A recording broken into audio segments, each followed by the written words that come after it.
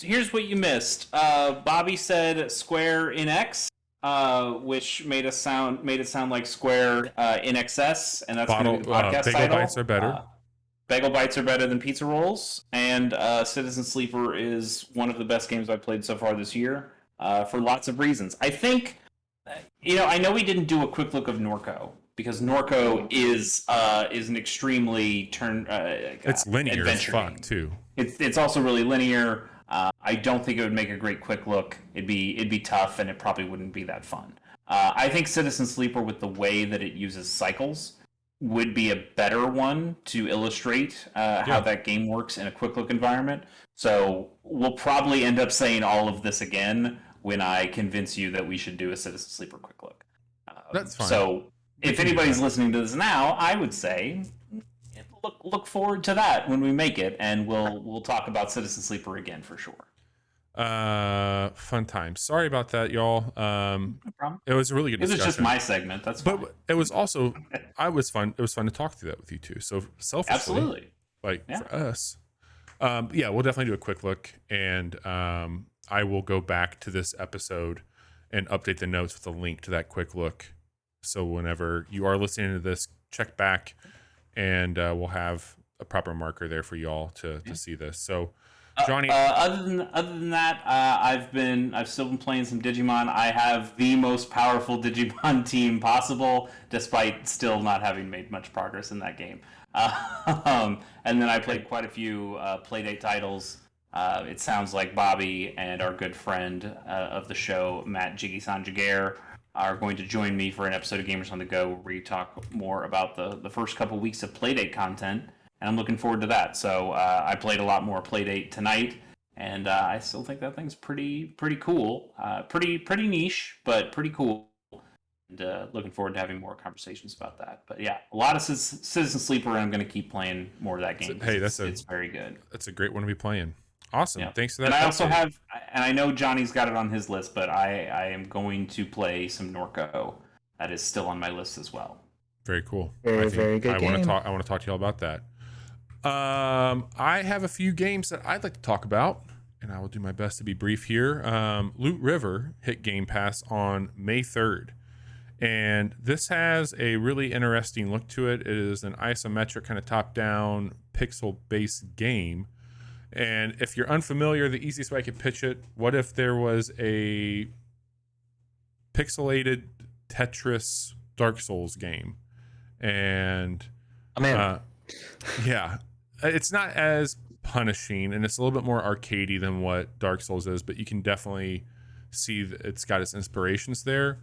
It is a run-based game also, but it's neat because you move your character onto these platforms, and then with your right thumbstick, when you're on them, you are moving them around, and they are for the most part like traditional Tetris shapes, and you have to navigate them like little barges through a river. And as you're doing it, you're encountering other pieces of puzzle that have enemies on it, and you have a little altercation. They drop loot on a river, if you can believe it. And it seems like it's kind of got the action of a Dead Cells with the camera angle of something more like a Hyperlight Drifter. Yeah, I can see that for sure. It does have upgrades, boons, all that shit. Like there's a currency that you can bring back to your overall camp that you can use to impact like the type of gameplay that you want. They really encourage you to find different types of weapons. I think when you start it, you have a sword and a halberd, and so you can bounce between those. You have a light attack, and you can do a charge attack. And one of the cool things about the way that you can move these pieces on the river is like I can be holding down my charge attack, slot the piece up to a barge that has a bunch of enemies on it, and as they come, I just nail them with that charge attack. But what I've done for especially some like tougher enemies I've encountered is I've kind of kited them along on the sides of these barge pieces, so I'll move that up to them, and then I'll slide it back away, like bringing them one by one onto it and have more of a fair fight. Yeah, you kind of just kite them that way. Sure. Yeah, it's a really cool concept. I like if I was going to like kind of go through all of us here, I think Johnny would probably enjoy this game a little bit more long term than I would. it's one of those that I downloaded as soon as it was available, but I have not checked it out yet. Yeah, it's a big win for Game Pass. I think it's a great home for it if you have the means. It is on Steam. I don't know if it's on any other consoles. We'll talk about it later on. I'm kind of shocked we didn't see this game on the indie world because I don't think it's on Switch yet, but it seems like it'd be a pretty good game for Switch. Like easy pickup, quick run, graphics are there for it. I like what I'm seeing here in this gameplay video. So it's PC, Xbox, Xbox One, and Xbox Series X for now. Okay. So I checked that out, and then we talked about Citizen Sleeper, but the same day that Citizen Sleeper came out, another game hit Game Pass, game that I've been pretty excited to check out. Yeah, we've been anticipating it for quite a while. Yeah, I remember ever since that E3 trailer, and that's Trek to Yomi. And this is that published game by Devolver Digital, 2D, 2.5D, really gorgeous, black and white, Kurosawa-esque samurai Ronin slasher. And Devolver Digital, I mean, they only play the hits, right? They only play the hits. Great. I was the like, finest video games. I was finally tell us about your 2022 Game of the Year, Trek to Yomi, Bobby. Trek to Yomi fucking sucks. Oh no, that game fucking makes sucks. me so sad. And Dude, it's very disappointing. It broke my heart.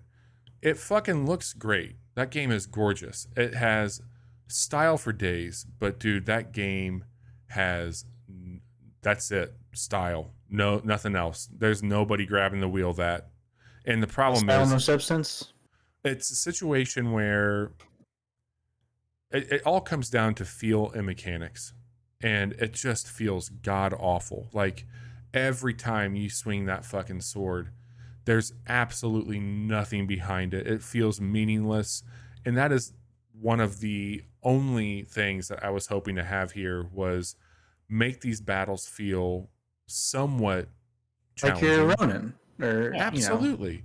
The way I like kind of karateka style, you're cutting through people single hits. Like this is And I mean, dude, like it's literally kind of like I'm gyrating my arms in a very bad way here, but it's just like chop chop, chop chop. Like every single time a person comes up to you, and it's just boom boom, and you get like different inputs. So they try to give you some combos like, hey, press XXY or press forward on the controller, bounce back, and like they try to do some shit like that. That just why the fuck do I even need to do that? I can literally hit this idiot 2 times and then hit the other guy behind him 2 times. Okay. So they're giving you options, but there's no real reason to do so.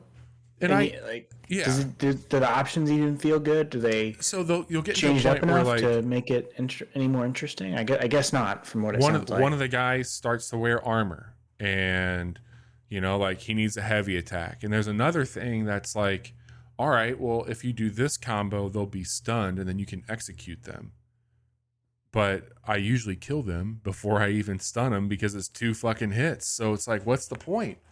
But it just feels so bad that I just fucking got rid of it. Like I uninstalled it, removed it from the computer, and I can think of my friend Pedro is one of the only other Devolver games where I'm just like, this game had my heart and mind, like super, super excited for it. It came out, I'm like, I just don't like playing this. It's just not fun to play. It looks cool. It's neat. Bullet time shit's really fun on that game, but not fun to play. And this game's only 3 hours, I think. So it's a short jaunt, but like, just go fucking watch a Kurosawa movie and call it a day.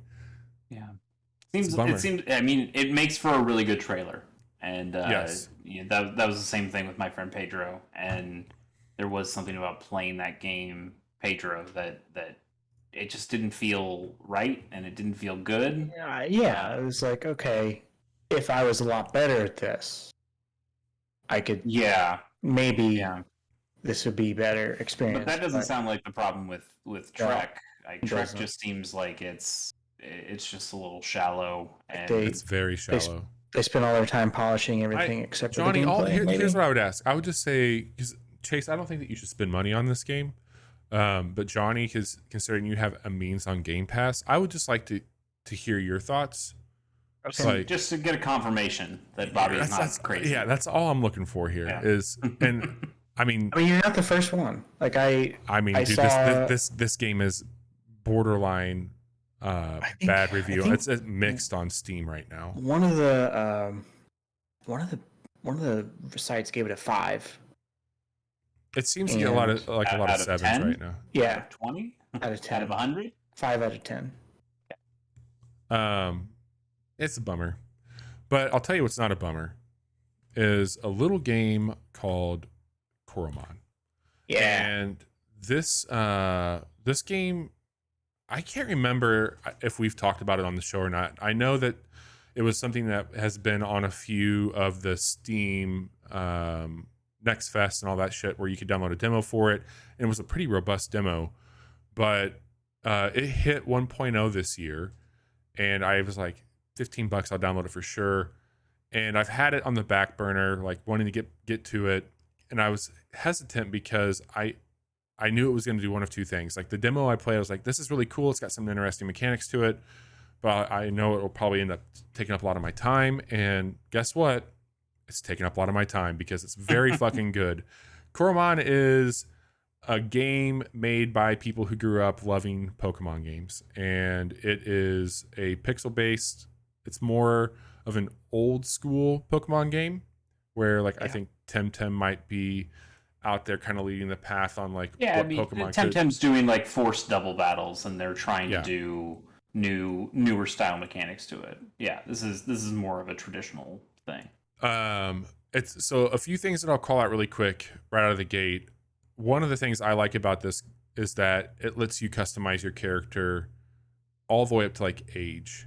So I can have my character in there with a beard and glasses, bald, all that. Where Pokemon is always you're playing as a kid, and you're leaving your house and you're going on this adventure, which is really cool, and I appreciate that. But I think that this is again you can see that there's a lot of passion on hey, we grew up playing these games. We know people who still like those types of games, so put yourself in this game how you want to, and I think that's really fucking neat.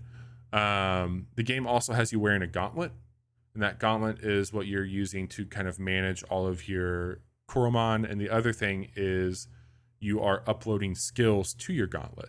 And so as you're out in the world, the one that I have on there right now is a push ability. So if there's a log or something like that blocking a path, well, you can push that now. Another one that I had for a while, or you can choose to load it on there is, and this one has a cooldown, the push mechanic you can spam. But the other one was essentially a repel. So it sprays kind of like mace around you, a repel that you can use while you're in an area and then keep going. So you don't have to keep buying that shit or do anything with it. So that's nice. You got those types of things built into it. So it's not just your cuts and your surf and stuff.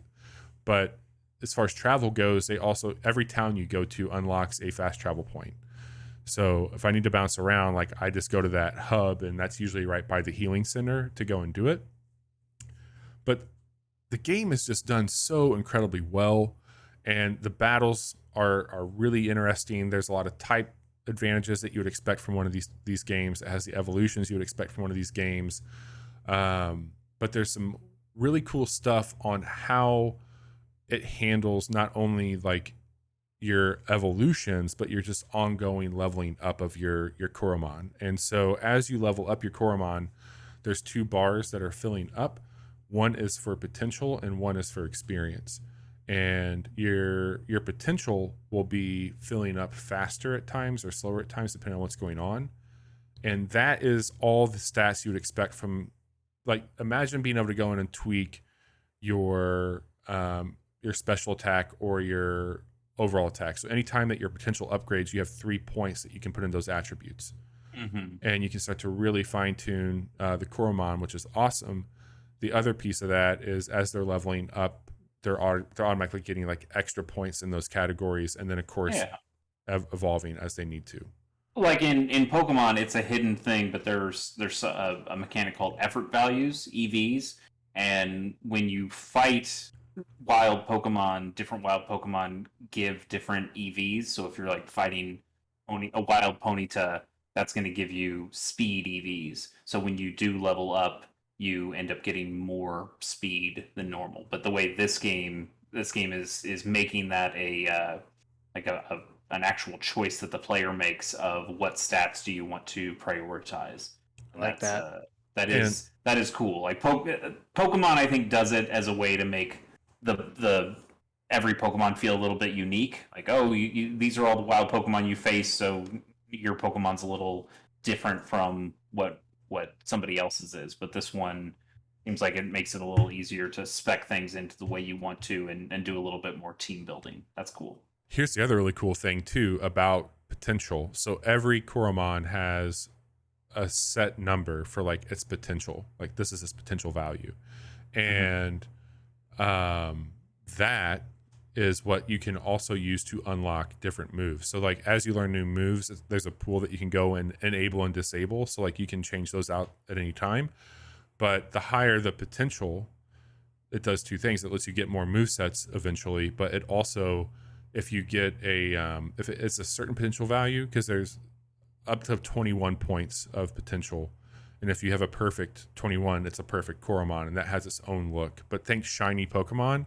So like as you're out in the wild, when you encounter something with a higher potential value, it also has a different appearance, a slight adjustment to it, and that's been cool. Neat too. So like there's a few Coromon that like I think are really cool. I can't remember their names off the top of my head, but they have like I've encountered versions that have higher potential, so like I've swapped them out and been upgrading them.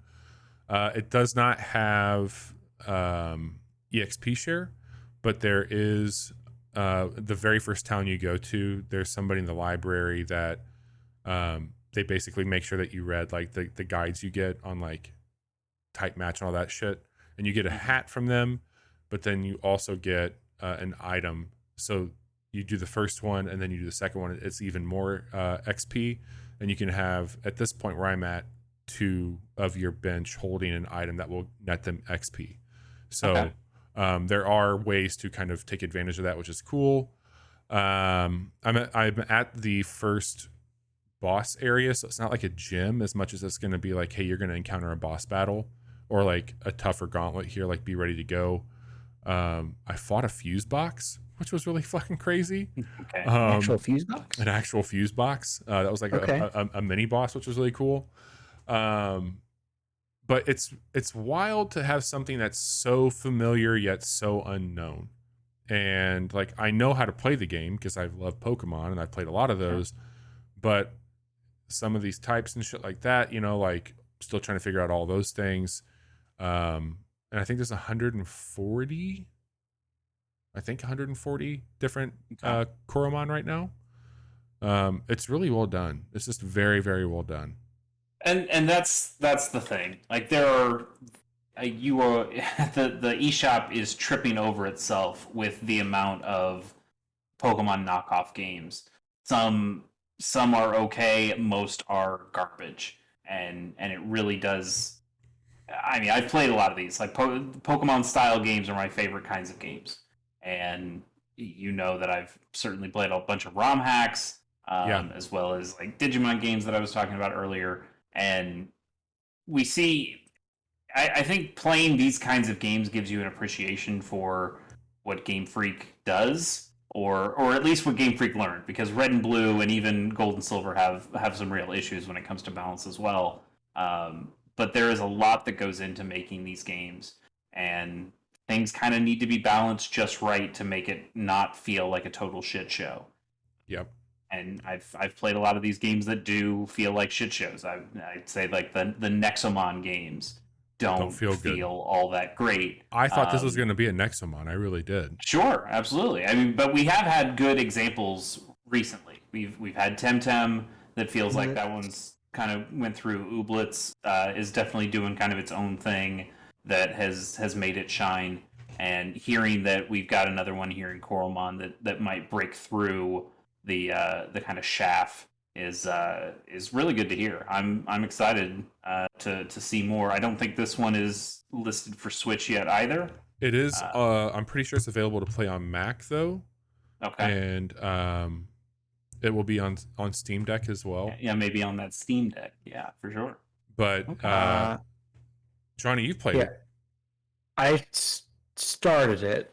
I got about I think it's 40 minutes or an hour into it, so I'm still in the starting area, but I played enough to get your starter Coremon, and there are like a couple of simple quests that it has you complete. Like you mentioned, the one where you get the hat, Yep, and stuff. So I really enjoyed the onboarding process that it gave you, because really there are things that are different enough that you need to have that, and not just assume I know exactly what I need to do in this game, because I've played a million Pokemon games. And actually, I really liked the way that they suggested the starter that you should pick by taking a quiz, Yep. like a 5-question quiz, and then it brings up the starters, and it's like, okay, well, this is this is the fire one, this is like water, and then ice. Did you get different ones based on what you said, or was it all the same three? There's a lot that you, not a lot, but there's more than 3 that you can get at the beginning. I'm pretty sure. Interesting. Okay, so I think that's the case, but there are like the 3 that you're listing there: water, fire, and ice are the big ones. Yeah. So when I can't. It was a couple years back, but Nintendo brought back the Pokemon Mystery Dungeon games and put it on Switch. And there was a demo out for that. And when you started the demo, it starts with a personality quiz, and it gives you a starter based on that. And I remember I just did that so I could see what starter I was, and it ended up giving me Bulbasaur, which felt wrong. I don't think I'm a Bulbasaur guy. I love Bulbasaur, but I don't think I'm a Bulbasaur guy. Well, according to this quiz. So yeah, I picked the ice one, and what was it, Cube Zero? Yeah, he apparently gets pretty fucking brutal. And he's real cute to start with. He's really like cute. Looks like a little seal inside of a snowball. And yeah, so I'm doing this. I'm playing this through Steam Share with Bobby, and I'm just gonna buy this myself. I think, because I don't want to have to wait for when Bobby's offline before I can like play it. $15, right? Yeah, it's on sale right now, so I'm definitely gonna be picking that up. Yeah, it makes a really good first impression. I also, it felt a little unnatural to be playing it in full screen. Yeah. On my big monitor, so I played a little bit of it today during my break at work, and I played it in the windowed mode, and that felt better despite it taking up a fraction of the screen, because it's kind of like when you blow up a Game Boy game. Yeah. Like it's just it doesn't. It's beautiful. Yeah, it's just up, but it's beautiful. It needs to be smaller. Yes. So I'll probably toggle back and forth between those to figure out exactly how I want to play it. But yeah, I'm into it so far, and I could see losing a lot of hours to this game, especially once I actually get into it for realsies. Totally. And there's 119 Coromon on this list on the Coremon wiki,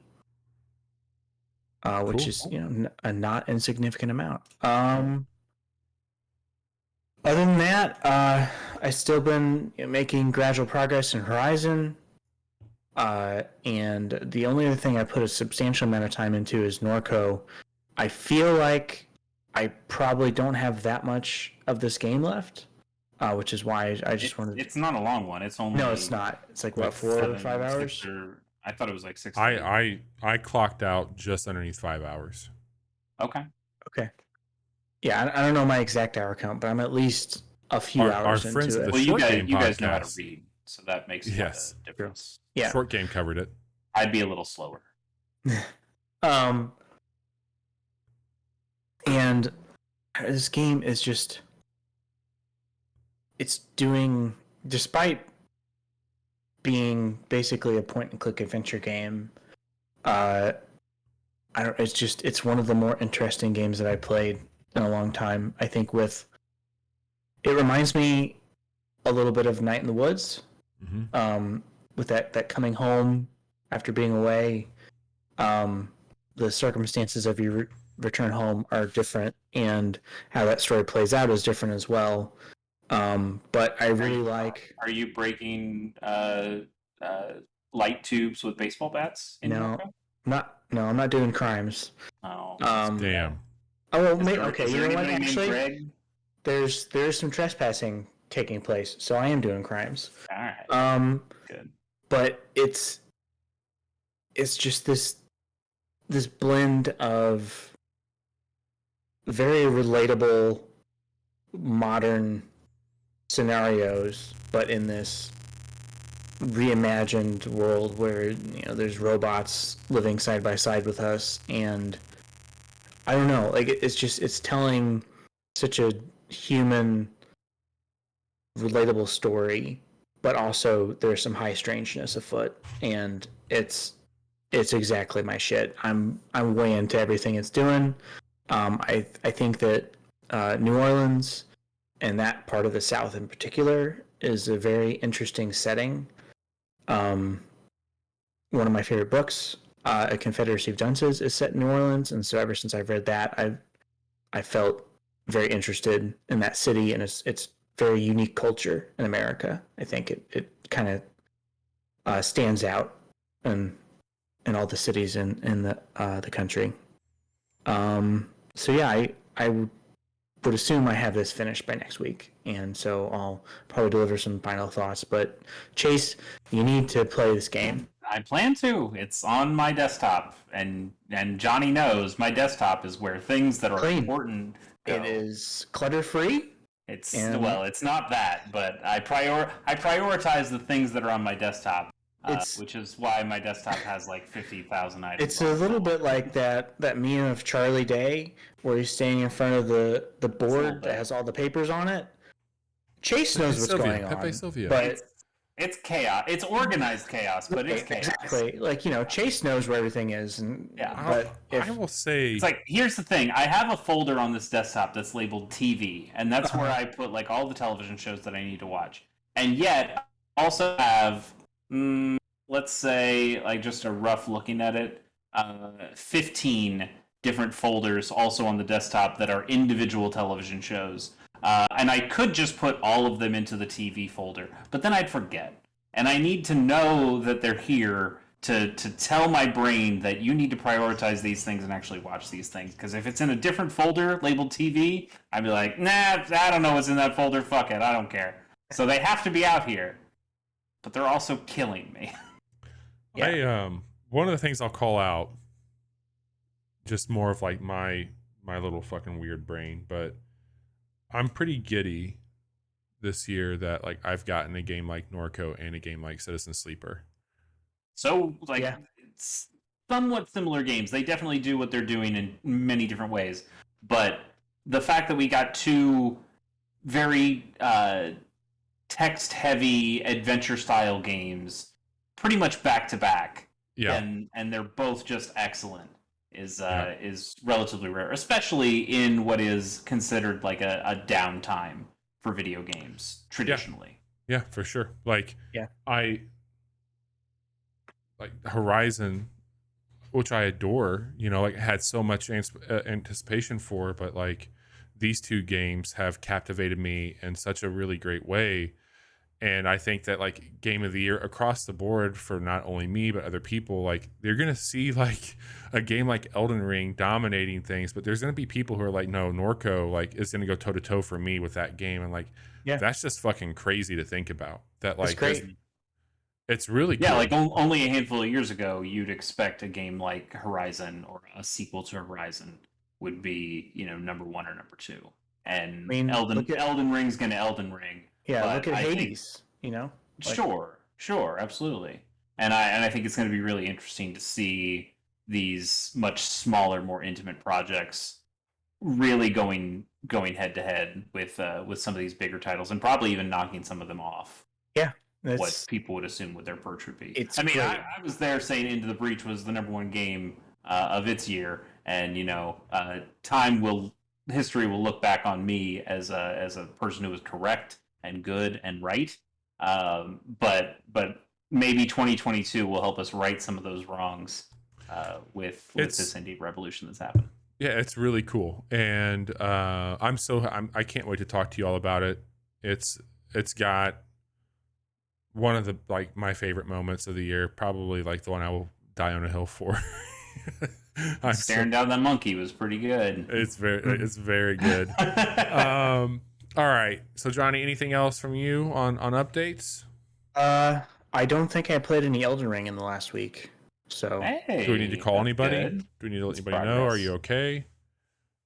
that's not. I'm pretty sure I fired it up at least once, but I didn't play it for very long. Honestly. Yeah, I just fire up Digimon every once in a while. I don't play it, but it's there. Same thing. You got a sickness, Johnny. I do. I really do. No.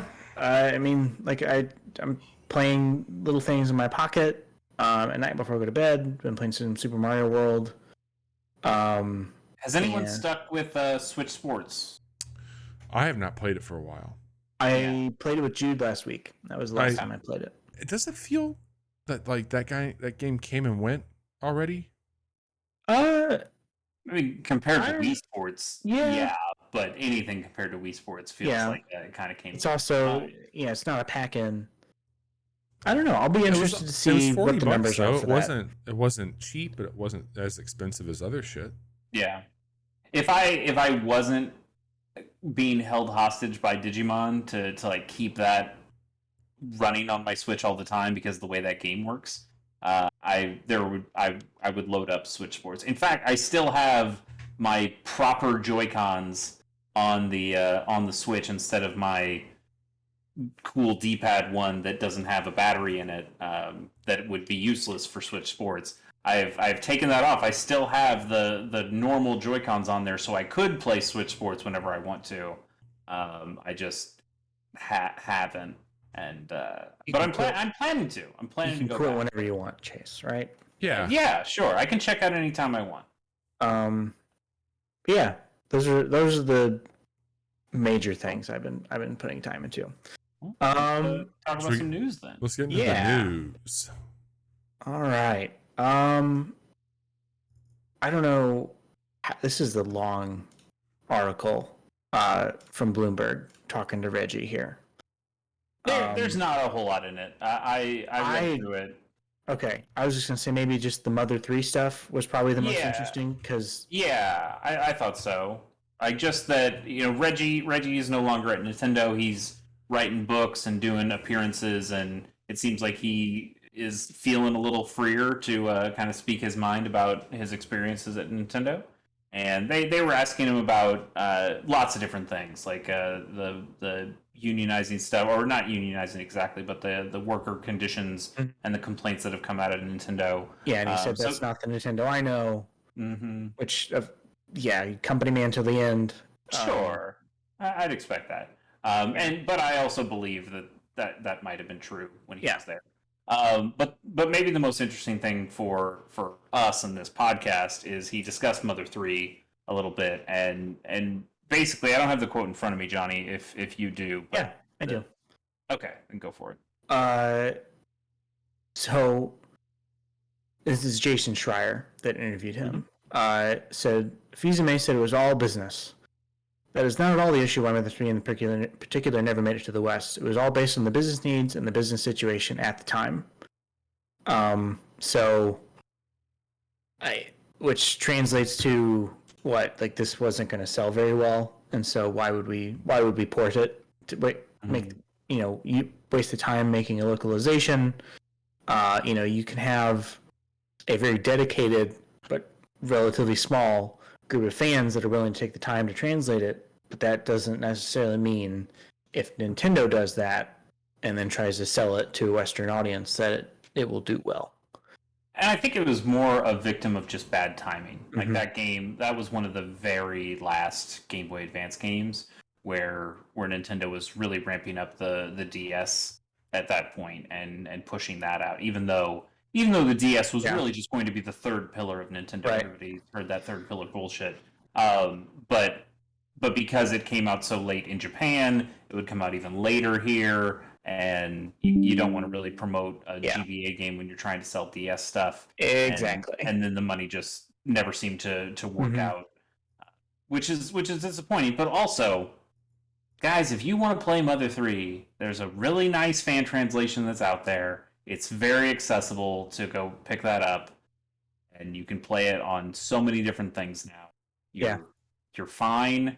Nintendo does not need to make an official port of Mother 3 for you to get that experience. Yeah.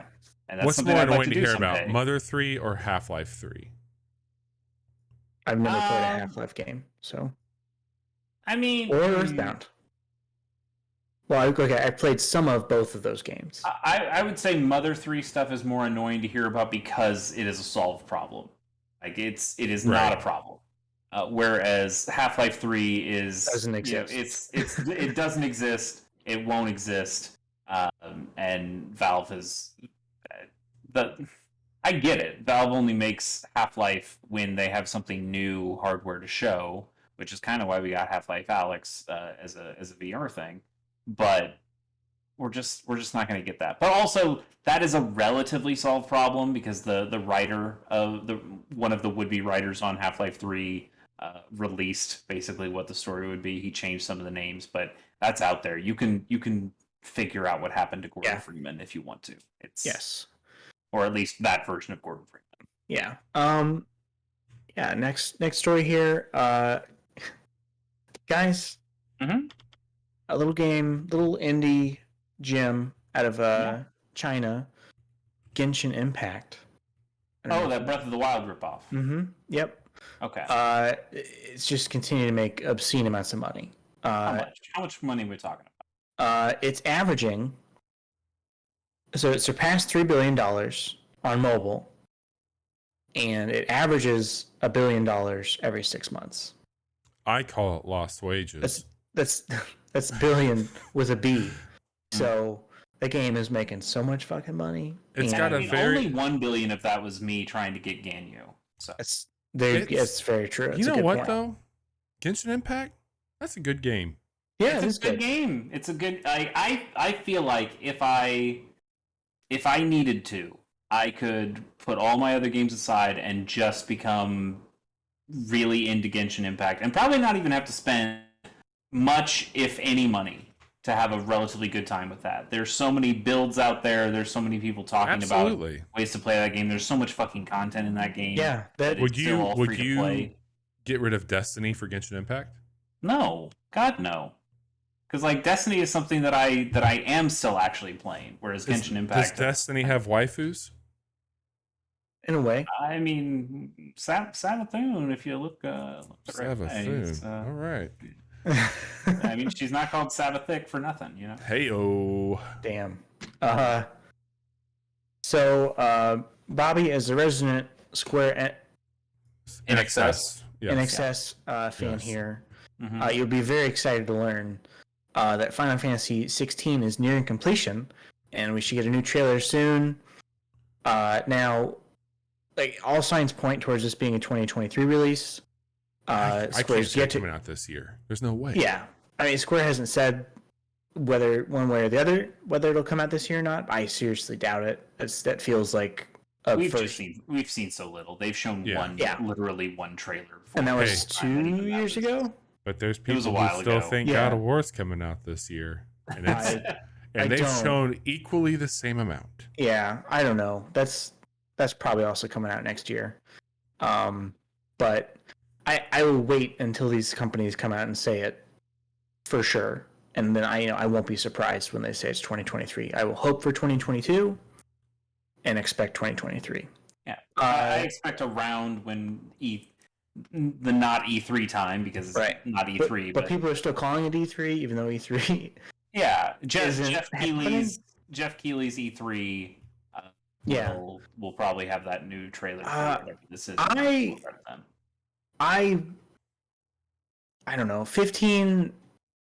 I liked parts of what that game did, and then I really liked what they did with that combat system. How they felt like they evolutionized it a little bit for the 7 remake. Mm-hmm. And what we've seen of 16 looks pretty cool. It looks like the kind of setting that I'm looking for in a new Final Fantasy game. It's very like medieval looking. So yeah, I'm very interested to see more of this, and I love Final Fantasy, so I'm really eager to see what this is. Speaking of Square-INXS again, uh, they wow, that was a really poor transition. They sold all of their Western studios and most of their IP to the Embracer Group. This was a not only did they story. sell it. It was a fucking fire sale. 300 million, Yeah, which cheap compared is to yeah. some things. Yeah, which is, obviously not an insignificant amount of money, but when you look at some of the other deals that are happening right now, It's that like, hey, mom and dad are almost home. Fucking kick everybody out of the house. Yeah. Well, especially because it wasn't just, like Johnny said, it wasn't just the studios. It was a lot of the IP that went with it. Yeah. Totally. What were the things that Square Enix kept? They kept Outriders. Ooh, kept- man, that valuable property. Just Cause, Outriders, and Life is Strange. Okay, so they kept those, but Tomb Raider is now gone. Deus Ex is now gone. Yeah. Legacy of Kain, which is weirdly, I see people asking for a remake of that game constantly now, and that feels like that wasn't a thing that long ago. Yeah, that's amazing because they haven't given you any reason to think that might happen at any point. Maybe people are trying to treat it like the Skate 4 thing, where if you will it, dude, there is no dream. Yeah. So yeah, that's just more acquisitions. The studios include Crystal Dynamics, Eidos Montreal, and Square-INXS Montreal. The other thing that I've heard is that this might be setting Square up to be purchased. That's what it seems like to me. Now that you've thinned out your portfolio, you've cut But things back a little bit, but this makes it more enticing for Sony to just say, "Oh, well, we own Final Fantasy now," which is probably all that Sony would want. But also, Square makes baffling business decisions constantly. They definitely do. They definitely do. We've heard for years how much they're disappointed in their Western studios that seem to outsell whatever their Japanese studios are doing, and for some reason it's just, I don't know. The Japanese studios are doing great though. I'm like, are they? Sure about that? It's always felt a little weird. Yeah. So I don't know. Hopefully this is a good thing. For all parties. This almost gives me more hope that we might get a second Guardians of the Galaxy game. But maybe a Deus Ex game remains to be seen. Yeah. Does that Marvel license though go with the studio, or does it stay with Square? I mean, it's not mentioned in this article. So I wonder if they'd have to make a separate deal, or Embracer would have to make a separate deal with Marvel to say, hey, we've got that studio that made that game, we can make another one if you sign. People talk shit on Microsoft right now for like, I'm worried that they're going to make Game Pass this one thing or all this other shit. Fucking Embracer Group is the one that that shit's everybody up. Terrifying. They've got, and the name is so evil and sounding. Maybe the most pernicious thing is that they do. It's like they own everybody, but you don't really know that they own everybody because they let studios keep their names. Mm-hmm. Yeah, a lot of us would just see a studio and go like, "Oh yeah, they're still making games, I guess," but they have been embraced. So it is. You just don't know how big they are, and sounds like maybe they want to keep it that way. It's kind of similar to the way Tencent works. I was just going to say that. Yeah, Tencent has its tendrils in everybody, but it's only part ownership stuff. So they own a fucking comic book company on top of all this. They own Dark Horse. Embracer owns Dark Horse Comics. Owns Dark Horse. Yeah. Jesus. Okay.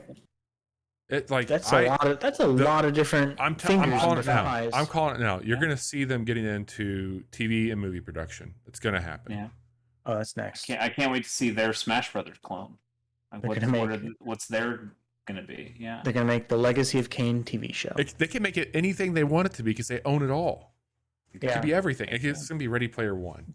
They're going to. All right. Yeah. So. Do we have to talk about this piece of shit? We do. We do have to talk about this piece of shit. You can go. You can just. Yeah, me and Chase will get a glass of water. So Nintendo had an indie showcase today. It was about 20 minutes, and they showed They off. packed that 20 minutes. They did. That was a lot of stuff for 20 minutes. They Hey, put a lot of stuff in here. I don't know if we want to just run through the whole list. yeah, I mean, if they can do it in 20 It took minutes, me we should be over able to 20 do it. minutes. It took over 20 minutes for us to figure out that our audio was fine. That's how. Yeah. Why don't we do this? Mhm. What if I'm just gonna start going down the list here, and if you have a point you want to make, just interject, and we We'll can just talk say about it for a stop. second. Yeah. Okay. Okay. Go ahead. All right. So, Ooblets. Stop. Come- Didn't see that I'm coming. really excited. This is a game that I know I've wanted to play for a while. Bobby's talked it up, and Good. I like, as we mentioned, I like Pokemon style games, and I've been wanting to play this for a bit. I'm wearing my Double Fine Cappy Pax shirt for this Double Fine published game, and I'm looking forward to having it on the Switch. That'll be really I'll exciting. be playing it on the real Switch this year. In the Steam Deck. Sure. No, it's really like that game did so much for my mental well-being, and I think the Switch is a really great place for it. It's fucking great. It was made by two people, partners. Yeah. I think they're husband and wife. It's fucking just goddamn wonderful. This summer comes out. Coming this So, summer, yeah. Should be very soon. Not that long of a wait. Batora Lost Haven. It's an isometric action adventure game. Comes out this fall. Electhead. Stop. Game that we talked about last year during Game of the Year a little bit. It fucking rules. It's a very that cool game's cool. puzzle platformer. Also comes out this summer. Maybe the menus will be a little bit better on the Switch because they were hard to follow at times on the PC. That's true. That's true. But I'm pretty sure that one didn't have a Mac version, so like there was no way for me to play Electhead. Yeah, we just that was did a one quick I look. was looking forward to playing on the Steam Deck, but I think the Switch is maybe a good spot for it too. There you go. I'm very excited for that. Soundfall, which is a top-down rhythm-based looter shooter, or schluter is the preferred term. You fight on beat and procedurally generated levels based on songs as co-op. That came out today. Wild Frost, Yes. a tactical roguelike deck builder, comes out this holiday. I think That that game is sounds pretty like cool. Yeah. That sounds like something for casual Mondays. Yeah. Also, not that they yeah. like get a blind pass for me, but they're pretty high up on my list of publishers. I think Chucklefish makes some really cool or puts out some really cool shit. Yeah, at least interesting stuff like Wargroove. I was pretty. I should go back and play Wargroove. That they find ways of making really good art or getting their studios to make really good art. Yeah, and that's good stuff. Yeah. I'm excited. So I was very surprised to see this next game just because I know that how badly it chugs on my pretty high-end gaming rig. That's Totally Accurate Battle Simulator coming out this summer. And it's not a cloud version. No, I don't know. Like the Switch is gonna burst into flames. I bet you it'll be gotta be pretty really stripped barren. down, right? Like Yeah. like you can't have nearly as many things happening at once as you can No way. on the PC. So I'm very interested to see how this is received and what sort of feature parity it has with the version that's on the computer.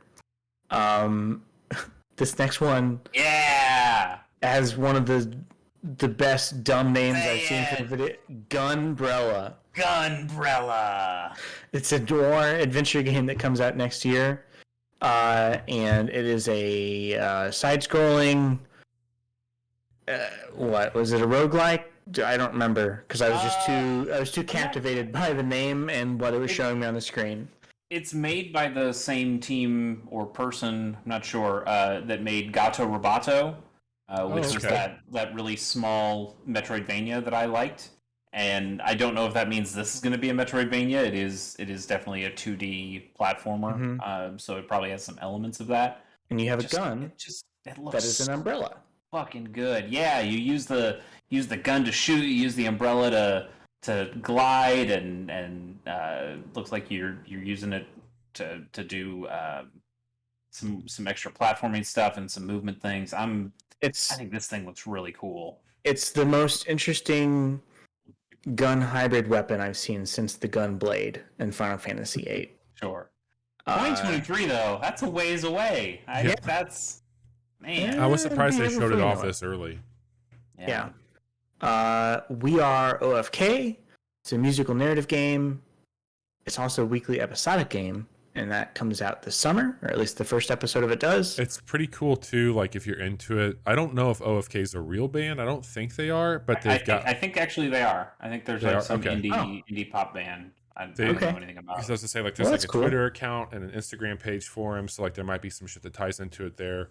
Which this might not be my shit, but like that's a really cool way to like keep people into it, especially if it's episodic. Like, hey, put that shit out, and then engage with their social and shit like that. Could be cool.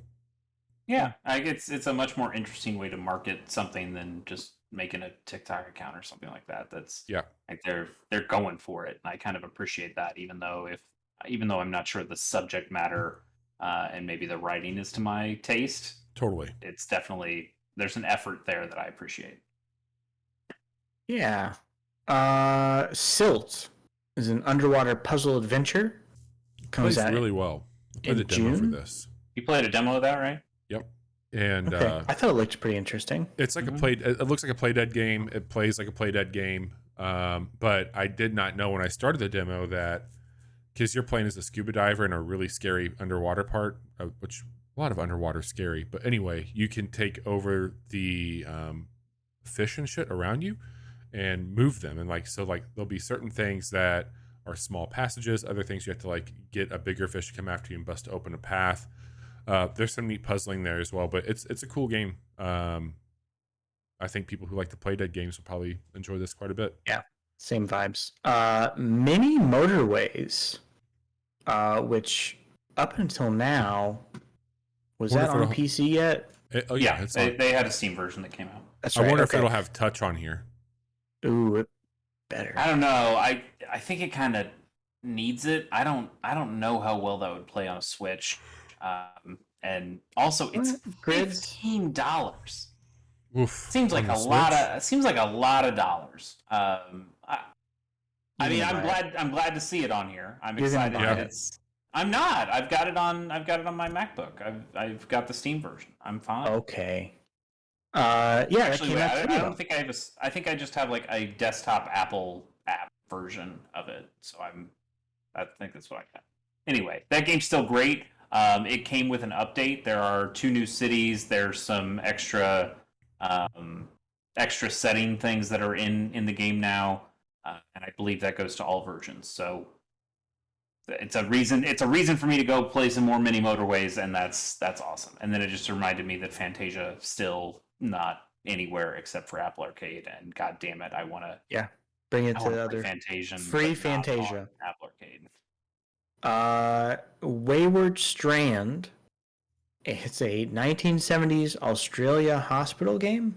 It looks really cool. It's got a great look Yeah. to it. Yeah. Unique art style. It's got voice acting. These people sound Australian, and Mhm. that's really cool. It's definitely a unique setting.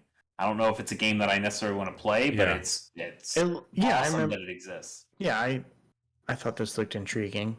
Apparently, it has multiple, like you can play through it multiple times and Oh, neat. kind of pick who you're focusing on to talk to and interact with and learn more of the stories about the different patients in the hospital. It seems kind of cool.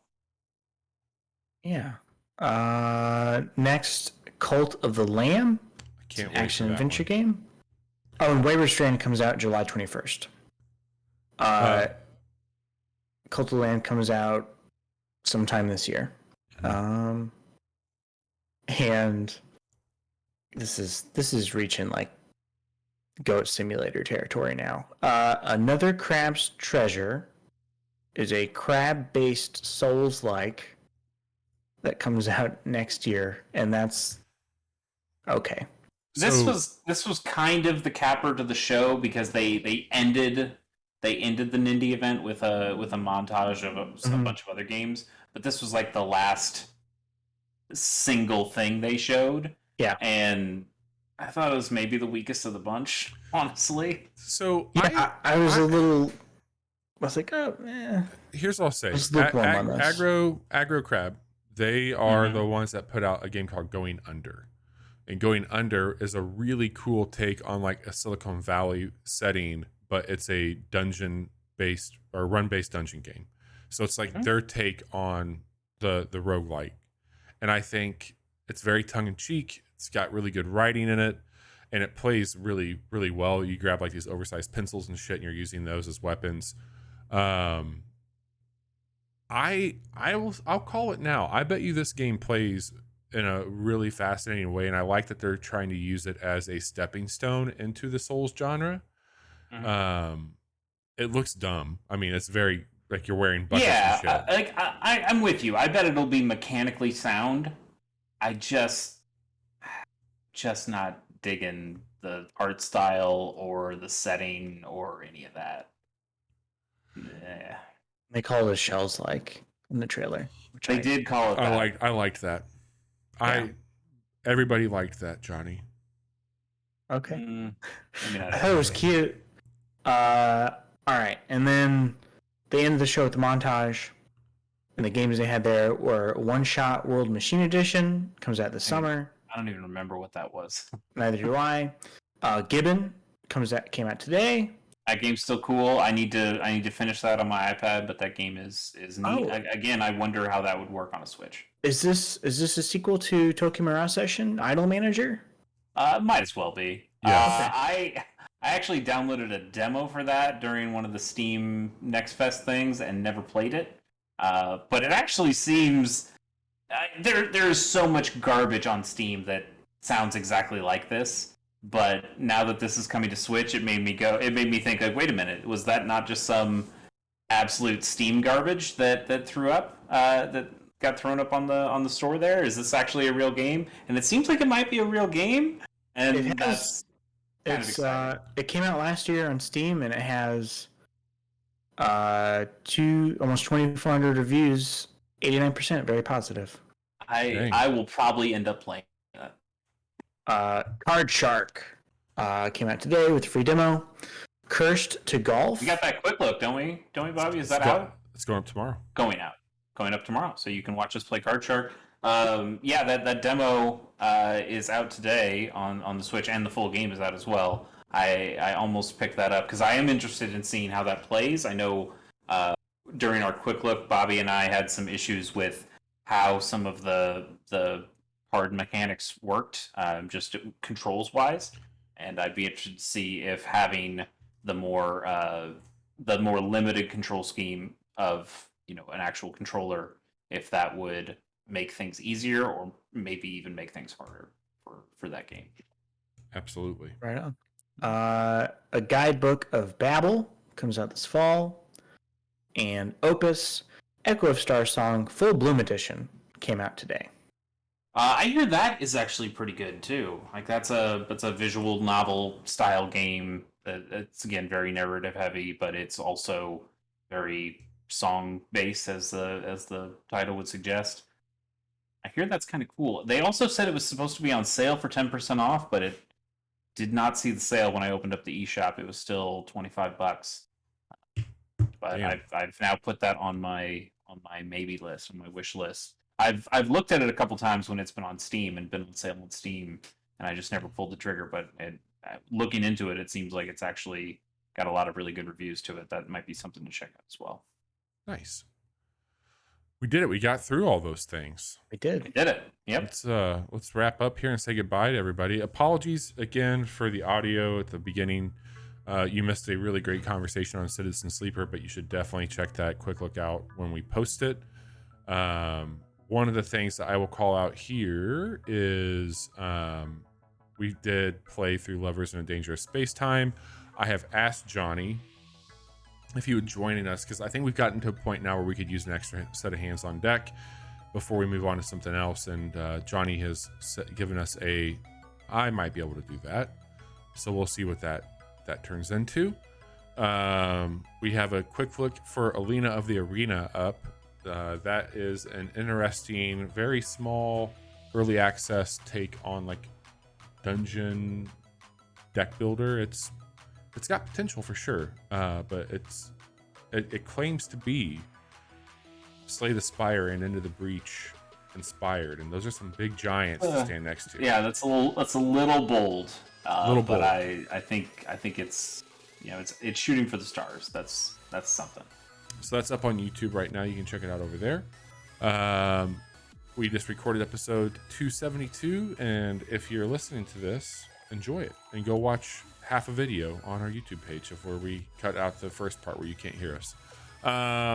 Tomorrow, as we teased, quick look for Card Shark demo that was taken a few months back at one of the Next Fest for Steam. There is a demo, as we mentioned, that you can download for the Switch version that is out now. And on Friday, a game that we gushed about a little bit earlier, I will be going solo and playing some Coromon on Friday night. Please swing by and say hi and cheer me on as I evolve some Coromon. Chase, you teased the playdate. Whatever could we be doing with that? I know you can only see half of me right now, and also Bobby and I are both Johnny Amsich somehow. Yep. But all good there. Yes, gamersonthego.com. That is for my other podcast that I do about handheld video games. And Bobby will be joining myself and friend of the show, Matt Jiggy-san Jaguar, as we talk about the playdate and the first couple weeks of content that have come out for that little device. And looking forward to having a good conversation about the hardware, those games, and then also a couple of games that you can sideload onto that thing, and that'll be pretty fun. So look for that probably sometime in the next week or so, and yeah, that'll be a fun conversation. Hell to the yeah. Thanks everybody for tuning in. Sorry again for the audio issues, and I will be live right here on twitch.tv/casual Friday night. Come and say hi. Take care. Bye.